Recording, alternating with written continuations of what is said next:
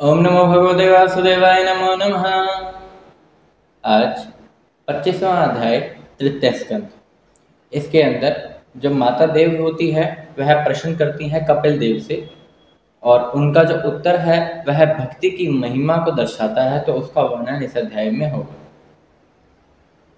अब पिता के चले जाने के बाद, यानी कपिल के पिता जो हैं कदर्म जी, तो देवहूति और कपिल जी यह दोनों बिंदुसर तीर्थ पर रहते हैं।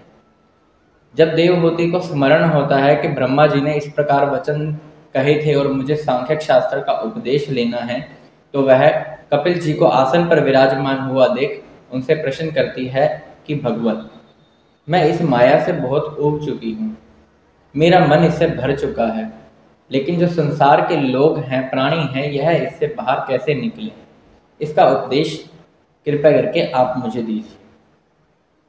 तो कपिल जी वह कहते हैं कि जो यह शरीर है वह बंधन और मोक्ष, इस दोनों का कारण ही मन है। अब ये मन के ऊपर है कि हमारे ऊपर है कि हम इस मन को किस दिशा की ओर ले जाते हैं।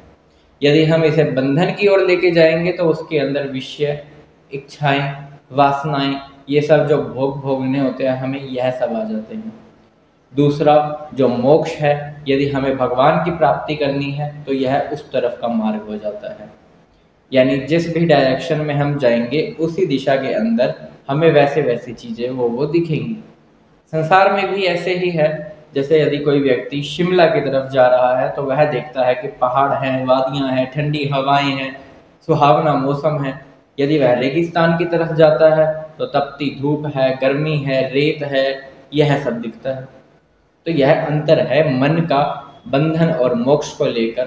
तो भगवान यही बता रहे हैं कि बंधन की तरफ जाना चाहिए या मोक्ष की तरफ जाना चाहिए।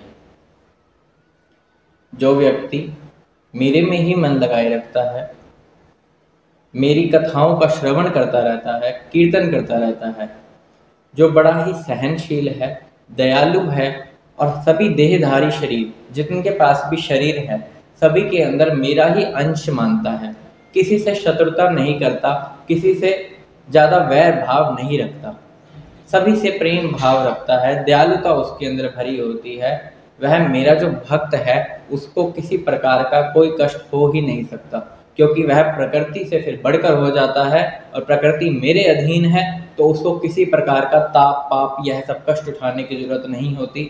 वह सुख और दुख दोनों से निवृत्त हो जाता है और बिल्कुल एक सूक्ष्म शरीर की तरह अनुभव करता है। अब देवहूति प्रश्न करती है कि आप मुझे यह बताइए कि आपकी भक्ति को पाने का सार क्या है।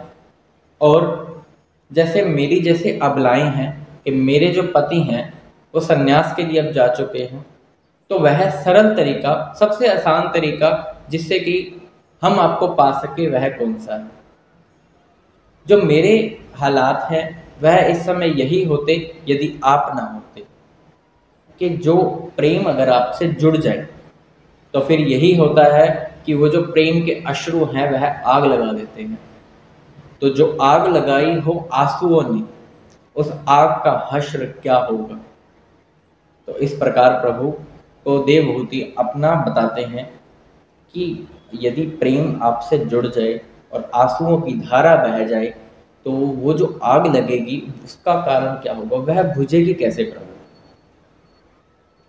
तो वह कहते हैं कि तुम मेरी ही कथाओं में मेरा ही चिंतन करो, मेरे में ही पूर्ण मन लगाओ, अपने सारे कर्म मुझको समर्पित कर दो, फिर जो जख्म बनेगा मरहम से, उस जख्म का मरहम मैं ही हूँगा। तो ये जो मरहम है जो जख्म से ही बन रहा है, तो इसका जो मरहम है वह क्या होगा, वह प्रेम होगा। और प्रेम किससे होगा, श्री भगवान से होगा, जो एकमात्र हरि है, विष्णु भगवान है। क्योंकि वह खुद कह रहे हैं कि मेरे सिवा और कोई नहीं है जिसका तुम आश्रय लोगे और तुम्हें इस मृत्यु से छुटकारा मिल जाएगा।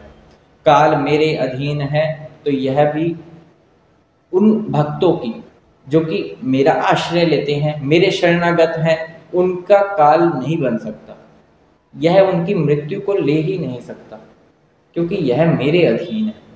मेरे भय से अग्नि जलती है, मेरे भय से वायु चलती है, मेरे भय से सूर्य तपता है और मेरे ही भय से इंद्र वर्षा करता है। तो यह जो प्रकृति है यह भी मेरे ही अधीन है, यह जो नक्षत्र है यह भी मेरा ही अधीन है। तो मनुष्यों के लिए कल्याणकारी बात इतनी ही रहेगी कि उसका चित्त एकमात्र भगवान में लग जाए, यही उसके लिए सबसे बड़ी बात है। और जब यह प्रेम श्री भगवान से हो जाता है तो ऐसा मन को लगता है कि उनके प्रिय, उनके मित्र, उनके सगे संबंधी, उनका सब कुछ इष्ट भी वही है, केवल उनके सिवा कोई भी नहीं है। तो वह परम पद को भगवान के प्राप्त हो जाता है। और ऐसा प्रेम जब भगवान के प्रति हमारे मन में आता है तो हम जिसका जिक्र करते हैं वह हमारी फिक्र करता है।